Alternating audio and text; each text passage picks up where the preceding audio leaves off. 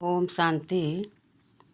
मन अगर बार बार डिस्टर्ब होता तो इन 3 बातों को जरूर अपने जीवन में धारण करें। आज सभी इस बीमारी से ग्रसित हो गए हैं। हर एक इंसान के अंदर यह बीमारी घेर ली है। डिस्टर्ब होना नेचुरल नेचर बन गया है। आप अपने आप से पूछें कि जब हम इस सृष्टि पर आए थे तो क्या हमारा यही स्वभाव था, यही नेचर था? नहीं। आपको उत्तर मिल जाएगा कि हम शांत स्वरूप, प्रेम स्वरूप, आनंद स्वरूप, शक्ति स्वरूप आत्मा हूँ। डिस्टर्ब होना मन की कमजोरी। तो आज से हम इन 3 संकल्पों को अपने ऊपर लागू करेंगे। सबसे पहला, मन को सकारात्मक दिशा देने के लिए अमृत वेले हम परमपिता परमात्मा से अपने दिल की बातें कहते हुए उनसे अच्छी अच्छी मीठी मीठी बातें करें तो आपके मन के अंदर सकारात्मकता अपने आप बढ़ता जाएगा और नकारात्मकता समाप्त होता जाएगा। क्योंकि जब आप उठते ही शुद्ध संकल्प करते हैं, नेचुरल संकल्प करते हैं, तो व्यर्थ संकल्प समाप्त होने लगते हैं।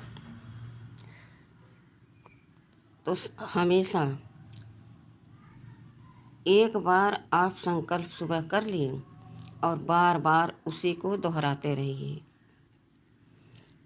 जब आपके सामने ऐसा परिस्थिति भी आए कि उसमें नेचुरल है हमें डिस्टर्ब होना, तो याद करें कि हमने क्या संकल्प किया कि आज से हम कैसी भी बातें आएंगी लेकिन हम डिस्टर्ब नहीं होंगे, अपने मन को विचलित नहीं होने देंगे।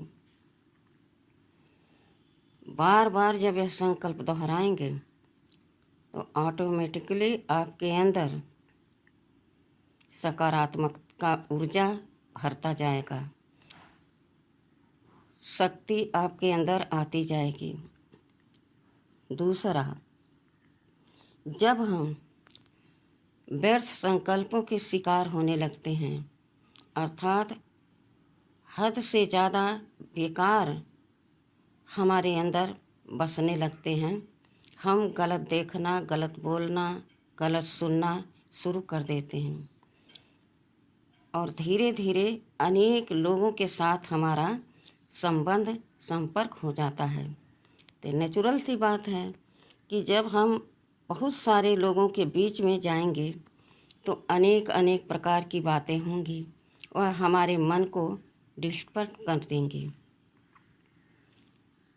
क्योंकि एकत्रित हो गई हैं सब और हमारा नेचुरल जो नेचर था वह सुसुप्त हो गया है। तो हम व्यर्थ बातों को क्यों सोचें और ज़्यादा से ज़्यादा लोगों से क्यों हम संबंध संपर्क बनाएं, वो भी ऐसे लोगों से जहाँ पर नकारात्मकता की बातें होती हों, गलत कर्म होते हों, गलत शब्द बोले जाते हों, तो हमें इनसे बचना है। तीसरा, खुशी हमारी गायब न हो, चाहे कैसी भी हमारे सामने परिस्थिति हो। कहा जाता खुशी जैसी खुराक नहीं, तो अपनी खुशी को हम क्यों गायब करें? तो जिसमें हमारी भलाई है, जिसमें हम उत्थान को पाते हैं, जिससे हमें प्योरिटी की शक्ति मिलती है, हम उन शक्तियों को यूज करें और दुश्मनों को बाय बाय कर दें। इनसे बड़ा दुश्मन और कोई नहीं। यह 3 विकार जहाँ हमारी खुशी गम में चली जाती है, सकारात्मकता नकारात्मकता में चला जाता है, भगवान का चिंतन छोड़कर हम पर चिंतन में लग जाते हैं, वहीं पर हमारा उत्थान होना बंद हो जाता है और पतन होना शुरू हो जाता है। न हम कुछ पुण्य जमा कर पाते, न किसी से दुआ ले पाते और न किसी को दुआ दे पाते, न खुद खुश रह पाते और न किसी को खुश रख पाते। तो हम क्यों किसी को ऐसा शब्द बोलकर दुखी करें और उनसे ऐसा शब्द सुनकर दुखी हों।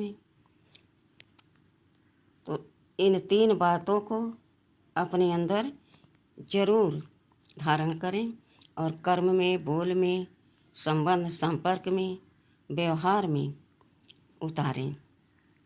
तो आप देखेंगे कैसी भी परिस्थिति होगी, आपकी खुशी गुम नहीं होगी। आपका रास्ता सदैव अपने आप क्लियर रहेगा, क्योंकि आप परमपिता परमात्मा को अपना साथी बनाए हैं। जब भगवान ही मेरा साथी है तो हमें और की साथ की क्या ज़रूरत है, यह भी आपको ज़रूर सोचना चाहिए।